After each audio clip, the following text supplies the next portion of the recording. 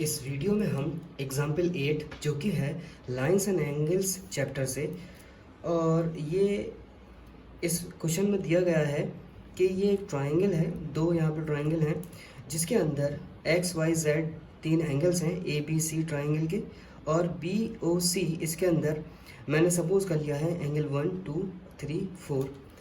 और इसमें बताया गया है कि ओ बी जो है वो बाइसेक्टर है, angle bisector C B E का। इसी तरीके से ओ सी जो है वो एंगल बाइसेक्टर है बी सी डी का। एंगल बाइसेक्टर क्या होता है? किसी भी एंगल को जो इक्वली दो पार्ट में डिवाइड कर देते हैं। इसका मतलब ये है कि ओ बी अगर बाइसेक्टर है सी बी डी का, तो इसका मतलब एंगल 1 एंगल 2 के बराबर हो जाएगा। और इसी तरीके से अगर ओ सी बाइसेक्टर है बी सी डी का, तो 3 4 के बराबर हो जाएगा।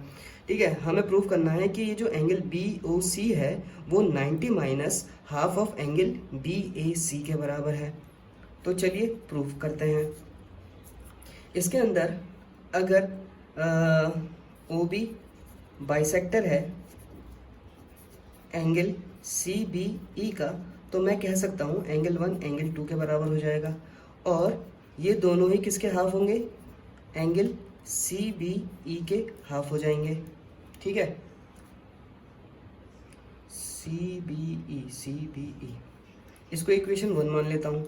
इस तरीके से ओ सी जो है बाइसेक्टर है एंगल बी सी डी का, तो एंगल 3 एंगल 4 के बराबर होगा, जो कि half of angle B C D हो जाएगा। इसको इक्वेशन 2 मान लेता हूँ। अब इसके अंदर मैं देखूँ, ये एक लाइन है, ठीक है, क्योंकि इक्वेशन क्वेश्चन में दिया गया है एक्सरसाइज में एग्जाम्पल 8 में ए बी को प्रोड्यूस किया गया है ई तक, तो किसी भी लाइन को कितना ही प्रोड्यूस किया जाए तो वो लाइन ही रहती है। इसी तरीके से ए सी को डी तक प्रोड्यूस किया गया है, तो ये भी एक लाइन ही होगी। ए डी और ए ई एक लाइन है। अब इस लाइन पर ये तीनों एंगल आ रहे हैं, तो इन तीनों का सम 180 होगा। तो इसका मतलब ये तीनों मिलकर लीनियर पेयर बना रहे हैं। तो angle 1 plus angle 2 plus angle Y equal to 180 लिख सकता हूँ, जो कि लीनियर पेयर बना रहे हैं। अब एंगल 1 एंगल 2 के बराबर है, तो मैं किसी एक एंगल को रिप्लेस कर दूंगा। मुझे क्या चाहिए? मुझे बी ओ सी चाहिए। तो बी ओ सी ट्राइंगल के अंदर देखें तो 2 और 3 आ रहा है, तो मैं एंगल 1 को रिप्लेस कर दूंगा। ये दोनों ऐड हो जाएंगे क्योंकि लाइक टर्म्स है, तो ट्वाइस ऑफ एंगल 2 लिख सकता हूँ। इसी तरीके से एंगल 2 के रेस्पेक्ट में अगर इस इक्वेशन को बनाना चाहूँ, तो ये जो y है ये इधर जाके ट्रांसपोज होकर माइनस में चला जाएगा, और ये जो 2 है जो एंगल 2 के साथ मल्टीप्लाई में है वो इन तीनों के साथ डिवाइड में जाएगा। तो वो कुछ इस तरीके से लिख सकता हूँ। ठीक है, इसको इक्वेशन 3 कह लेता हूँ। इसी तरीके से इधर की तरफ देखें तो ए डी एक लाइन है, तो इसका मतलब ये हुआ कि angle 3 plus angle 4 plus Z ये तीनों मिलकर 180 के बराबर होंगे, जो कि लीनियर पेयर बना रहे हैं। एंगल 3 एंगल 4 के बराबर है, तो मैं लिख सकता हूँ एंगल 4 की जगह पे 3, क्योंकि दोनों बराबर हैं।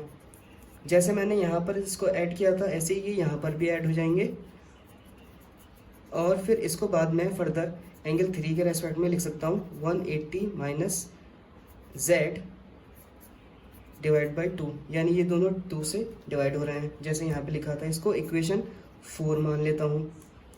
अब मैं देखूँ इस वाले ट्राइंगल के अंदर, in triangle B O C by angle sum property, ठीक है, तो एंगल सम प्रॉपर्टी अगर लगाऊं उसके अंदर, तो angle 2 plus angle 3 plus angle B O C इन तीनों का सम 180 होना चाहिए एंगल सम प्रॉपर्टी के अकॉर्डिंग। तो एंगल 2 को मैं रिप्लेस कर दूंगा, और यहाँ पे लिख सकता हूँ मैं यहीं पे इसको फर्दर सॉल्व कर देता हूँ इस इक्वेशन को। जब ये हाफ इन दोनों से मल्टीप्लाई होगा तो ये हाफ इंटू 180 हो जाएगा और हाफ इंटू वाई हो जाएगा। तो इसको मैं फर्दर लिख सकता हूँ, ये इससे कैंसिल आउट हो जाएगा, तो यहाँ पे बचेगा 90 और ये माइनस वाई बाई 2 रहेगा, यानी एंगल 2 जो है 90 माइनस वाई बाई 2 के बराबर है। तो मैं इसको रिप्लेस कर सकता हूँ यहाँ से, तो यहाँ पे लिख सकता हूँ 90 माइनस वाई बाई 2। ऐसी एंगल 3 को मैं यहाँ से इसको फर्दर सॉल्व करूँ इसके तरह, तो ये हो जाएगा 90 माइनस जेड बाई 2।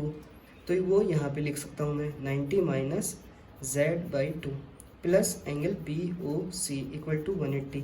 अगर मैं देखूँ 90 प्लस 90 जो है 180 हो जाएगा, यहाँ पे माइनस Z/2 प्लस BOC, तो 90 प्लस 90 जो है ये दोनों 180 हो जाएंगे प्लस होके।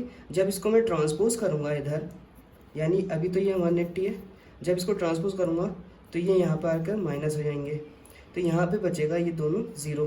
ठीक है, उसके बाद BOC, ये दोनों क्या है, एंगल BOC के साथ ये दोनों माइनस में है, जब इनको ज़ीरो की तरफ ट्रांसपोज करूँगा तो ये दोनों प्लस हो जाएंगे माइनस से Z/2। जब इसको सॉल्व करूँगा तो एलसीएम लेकर मैं ऐसे लिख सकता हूँ y प्लस जेड।